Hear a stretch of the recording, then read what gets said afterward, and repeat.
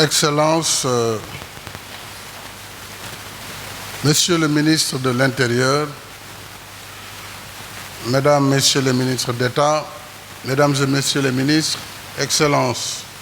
Mesdames, Messieurs les ambassadeurs, représentants des partenaires techniques et financiers, Monsieur le Général du corps d'armée, chef d'état-major général des armées, Monsieur les généraux, officiers généraux, officiers militaires du rang,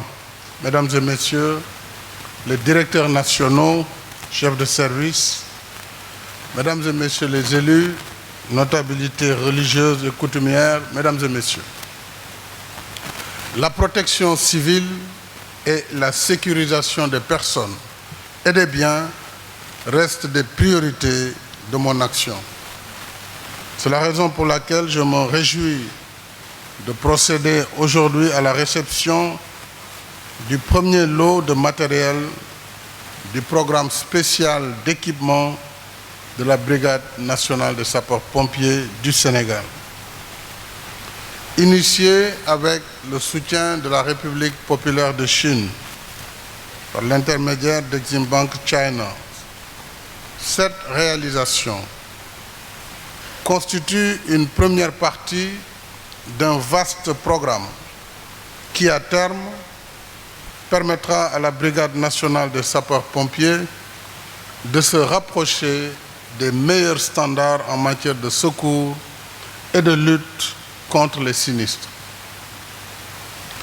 Comme vous le savez, mon ambition pour le Sénégal a toujours été la satisfaction de chaque Sénégalaise et de chaque Sénégalais qui ont droit à une vie décente et sécurisée. Cette sécurité passe naturellement par leur protection ainsi que la sauvegarde de leurs biens contre les catastrophes et sinistres de toute nature qui les menacent et qui peuvent leur causer tant de malheurs, de douleurs et de souffrances. C'est dans cette perspective que j'ai, dès 2012, à mon arrivée à la tête du pays, érigé l'ancien groupement national des sapeurs-pompiers en brigade nationale des sapeurs-pompiers, élargi ses missions de prévention des risques, de prévision et de lutte contre les catastrophes et autorisé l'augmentation de ses effectifs qui sont passés de 3 000 à plus de 5 000 agents aujourd'hui. Sur le plan des secours, sur le plan des ressources humaines, j'ai également donné des instructions. Construction d'une école nationale des sapeurs-pompiers et des centres de formation qui devront à terme se doter des outils et moyens leur permettant d'atteindre les standards internationaux en matière d'instruction et de formation, tout en développant leur positionnement dans les réseaux d'instituts de formation et d'entraînement de sécurité civile. Il a été également demandé, lors du Conseil des ministres du 14 juin 2014, l'implantation de grandes casernes régionales, des centres d'unités secondaires dans les départements et zones à fort potentiel économique ou à très forte fréquentation. J'ai fait initier un plan d'équipement destiné à la mise à niveau des unités existantes, dont la réception du premier lot nous réunit ce matin. Cette montée en puissance des capacités de la Brigade nationale des sapeurs-pompiers traduit mon souci de réduction des risques de catastrophes intégrés dans le plan Sénégal émergent, notamment à travers son axe 3 qui traite du renforcement de la sécurité, de la stabilité et de la gouvernance, mais également de la protection des droits et libertés et de la consolidation de l'état de droit afin de créer les meilleures conditions d'une paix sociale et de favoriser le plein épanouissement des potentialités. Mesdames et messieurs, ce programme d'un montant de plus de 26 milliards de francs CFA est constitué de toute la panoplie de moyens nécessaires à nos vaillants soldats du feu, que je félicite grandement pour leur courage et leur professionnalisme.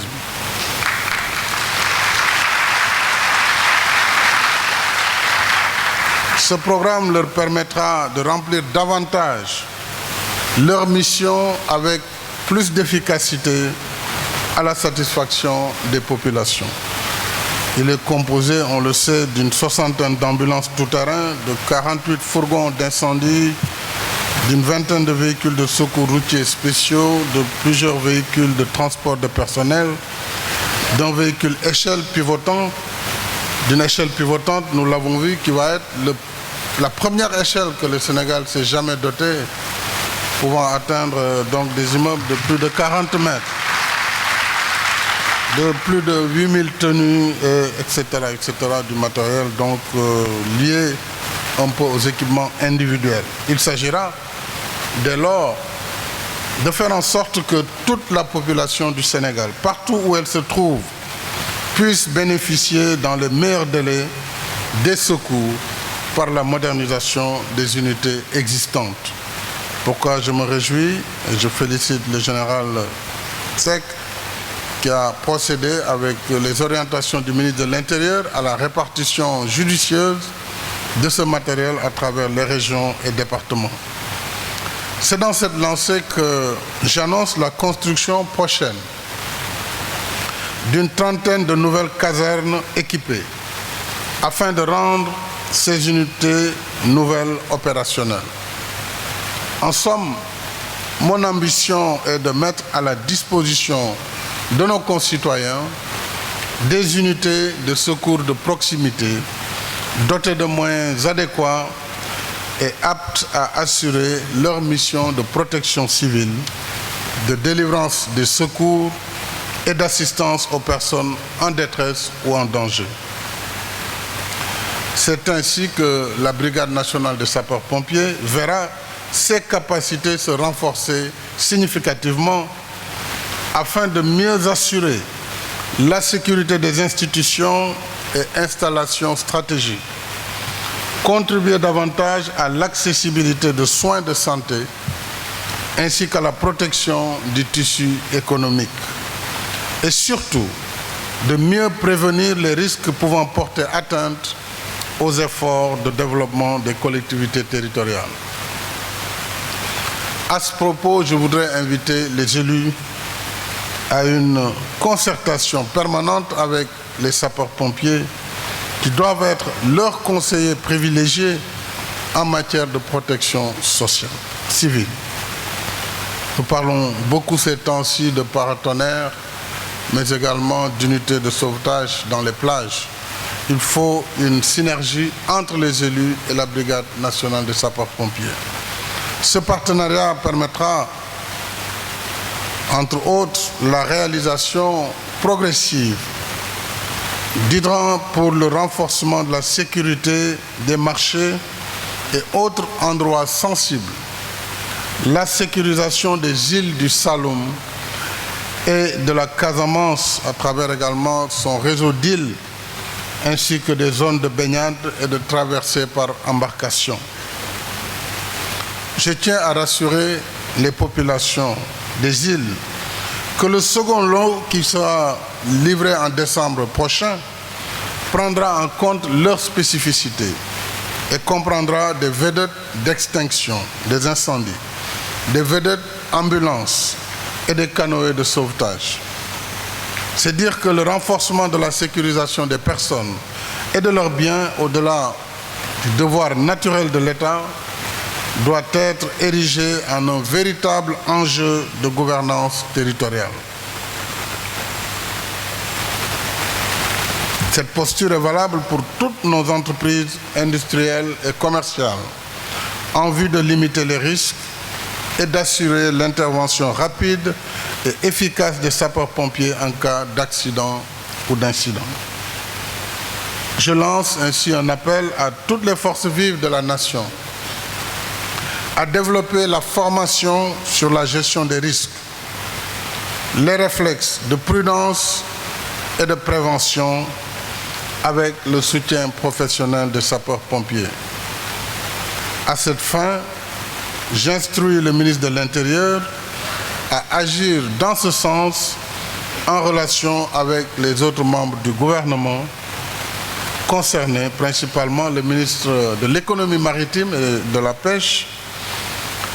ainsi que le ministre de l'Environnement et tous ceux qui interviennent sur le terrain, afin de prendre des dispositions pour l'implantation rapide d'une compagnie spéciale d'incendie et de secours dans l'enceinte même du port autonome de Dakar, qui polarise des risques majeurs. Voilà, mesdames et messieurs, voilà pourquoi, au-delà de l'introspection, nous devons tous agir pour changer positivement les comportements